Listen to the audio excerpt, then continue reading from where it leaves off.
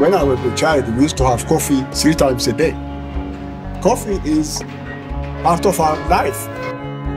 It is a livelihood base. People culturally started consuming before Europe. There is thanksgiving for coffee first. There are traditional belief leaders. You can see on the streets, in every town in the countryside, even Ethiopia, rich people drink coffee, poor people drink coffee. It's our culture. It is community-based, so you don't drink coffee by yourself. That is considered selfish. So you have to call neighbors. It is a social really gathering, and many in Ethiopia actually still do it. Coffee is a cultural commodity which maintains social system here. Buno noch. Atogeto akimo noch akimo geto no napogeto buno bat. Coffee is the best drug which we can consume without affecting our life. It actually inspires people's mind.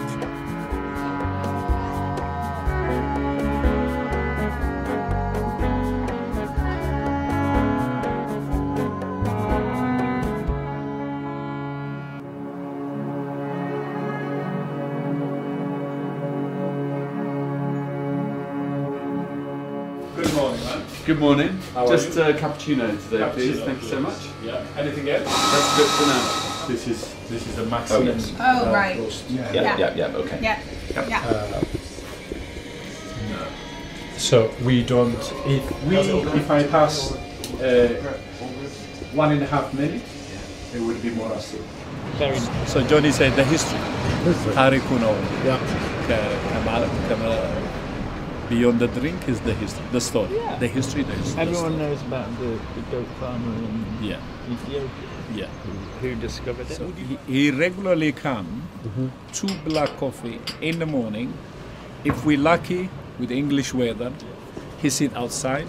If not, he hide inside. 3 days a year. I'm how? Yeah. This is Daniel. I honestly come here because it's the best coffee I think in London. It's strong, it's got character, it's full-bodied, it's a good coffee. So it's like everything you want, right? ስለምትበላውና ስለምጠጣው ሲነገር ውስጥ የሚሰማው ጥሩ ስሜት አለ። ምክንያቱም ለመኖራችን ዋናው ለኤቭሪዴይ ለጤናማ ኑሮ ዋናው የምንበላውና የምንጠጣው ስለሆነ ይሄን ብለንድ ዛሬ የምንጠጣው ቡና ይሄ ነው ብለህ ሰው ስትነግረው ደስተኛ። ስለዚህ እዚህ ቡና ብቻ ሰርቭ አይደለም። ቀደም ሰውየው እንዳለ ስቶሪውም ጭምር እና what you drink ብዙ ጊዜ ሰው በስፔሻሊቲ ኮፊ ብለንዱ እያንዳንዱ የገባችሁን ብለንድ ስቶሪ ስትነግረው ስለ ቡና ደስተኞች ናቸው።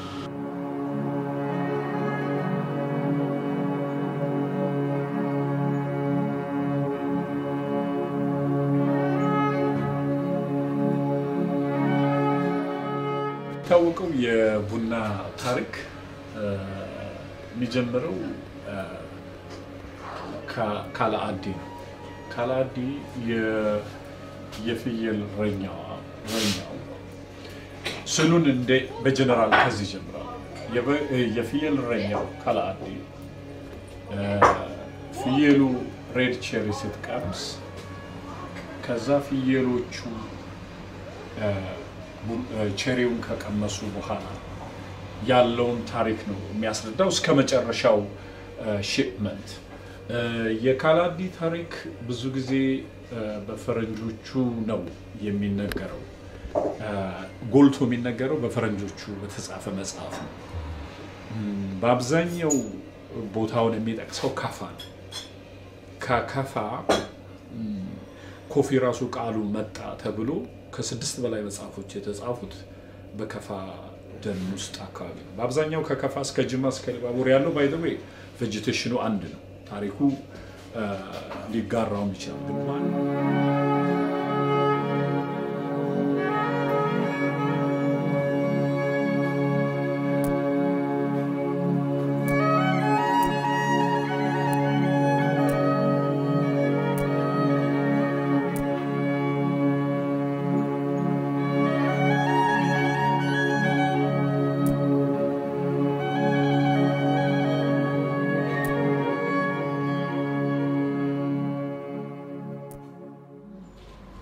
የኢትዮጵያ ቡና ከኢኮኖሚ ጠቀሜታ አንፃር ለሀገሪቱ ትልቅ የጀርባ አጥንት ነው። የውጭ ምንዛሬን ያስገኛል። ለአምራቾቹ እና ከእርሻው ጋር ተያያዥ የሆኑ ቡና ሲዝንም ቢሆንም ለተወሰነ ወራትም ቢሆን የቡና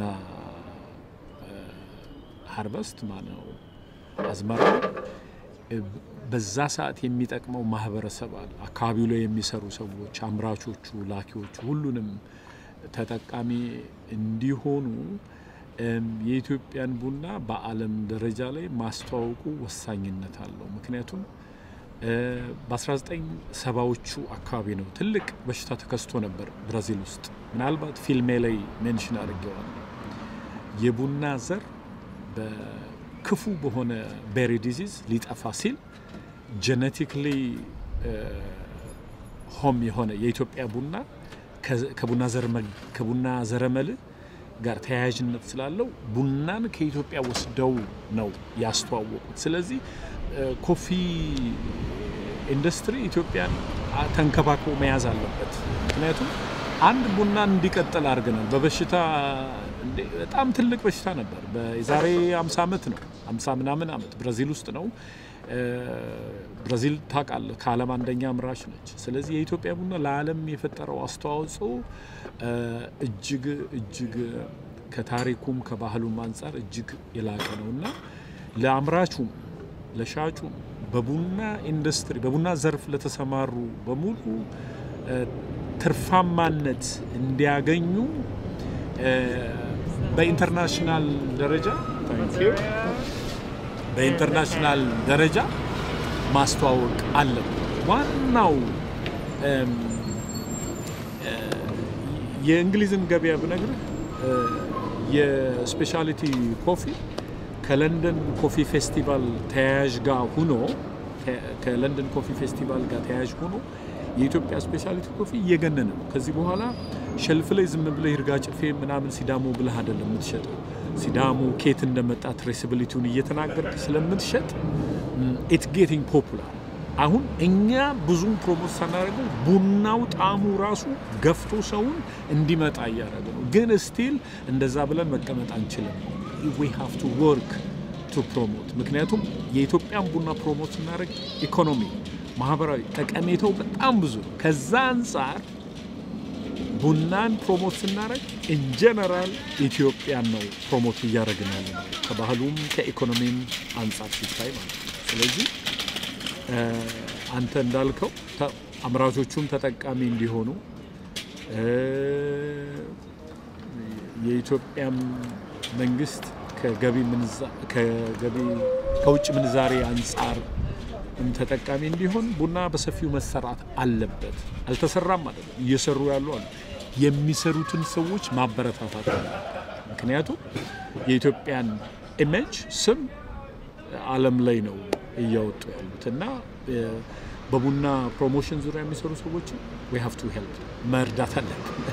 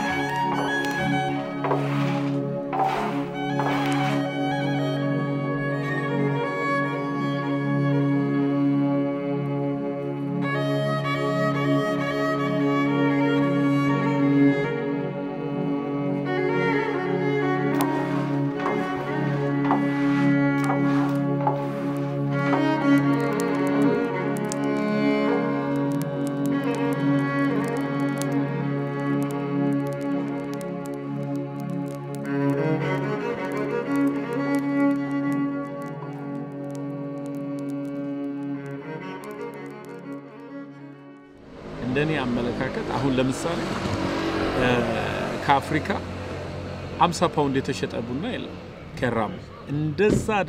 እንደዛ አይነት ቦታ ላይ ቡና የሚያድግም ጥራት ያለውም የለም አፍሪካ ውስጥ ቡና መልካም ጥሩ ቡና የለም ማለት አይደለም ሌላ አፍሪካ ሀገሮች ግን እንደ ኬራሞ አይነት ከፍታ ቦታ ላይ ያሉ እንደ ጌሻ ጉጂ ውስጥ አሁን የጉጂ ቡና ጉጂ መሬቱ የሚገርም መሬት ነው በአብዛኛው ኢትዮጵያ ወደ ማን ነው የሚባል ወደ ሻኪሶ ምናምን ወርቅ ያለበት ቦታ የለም መሬቱ የሚገርም ነው ጂኦሎጂካሊ ያ እንትን ያሉ ሰዎች እኔ የዛሬ ስንት አመት ነው አንድ ጣሊያናዊ ጂኦሎጂስት ይዤጃለሁ ወደ ሻኪሶ አሁን ጉጂ ተመልከት የጉጂ ቡና እዚህ ብዙ አይታወቅም ግን ጉጂን ቡና እኔ 3-4 ጊዜ ጉጂ ኡራጋ ጉጂ ሃምቤላ ቡና ቀምሻለሁ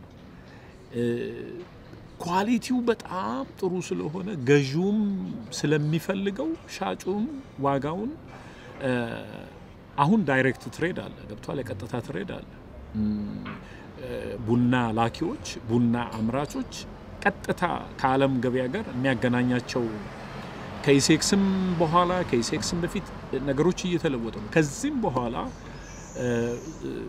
ማን ነው ሲስተሙ እየተከፈተም ሄዶ ብዙ ሻጮች በጥሩ ሁኔታ የሚሸጡበት እንግሊዝ ውስጥ ዋጋው ከፍተኛ ነው ብዬ እንትና አልከራ ግን ኳሊቲውም የኢትዮጵያ ቡና አይገኝም ይሄን አንድ ነገር መጨመርልህ ኢትዮጵያ ስቲል እኔ አሁን በቅርቡ የተጀመረ ፕላንቴሽን ቡና ፕላንቴሽን ተጀምሯል በሰስተኔብል ከተሰራ ጥሩ መልካም ማበረታታት መደገፍ አለ ግን ስቲል የኢትዮጵያ ቡና ዩኒክ የሚያደርገው ሰሚ ፎረስት ገብቷል የጫካ ቡና ግማሽ አይነት ጫካ ግማሽ አይነት ጋርደን ኮፊ ይባላል ገብቷል እንደዚህ ፕላንቴሽን አይደለም ሼድ ግሮውን በአብዛኛው የኢትዮጵያ ቡና በዛፍ ጥላ ስር ያለ ነው ያ ኳሊቲውን ይጨምራል ኳሊቲው የጨመረው ቡና ከፍ ተደርጎ የማይሸጥበት አምራቹም